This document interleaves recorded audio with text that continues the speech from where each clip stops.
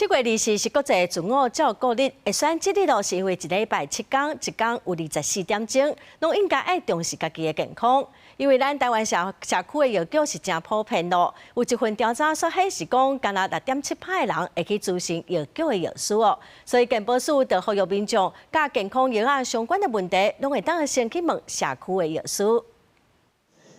根據衛福部上新的統計，國人平均的歲數是80.2歲，其中健康的歲數是72.5歲，代表民眾平均有7.7年是無健康的狀態。7月24是國際自我照護日，自我照護產業協會也公布一份調查，顯示民眾對社區的藥局也是較切分，因為過去一年主動諮詢過藥師的民眾，敢若51%。70%其實都不太知道說，其實非處方藥應該要怎麼選擇，然後什麼是非處方藥？那其實就近到藥局去詢問藥師是一個最方便的方法，也可以幫助你在小病痛的時候找到對的藥，然後正確的吃。衛福部也表示，台灣已經是超高齡化的社會，慢性病真普遍，社區藥局會當真做一個非常重要的角色，幫助民眾提升自我照護的知識，延長健康餘命，而不是讓大家都是在生病就醫。只是用藥真的就是我們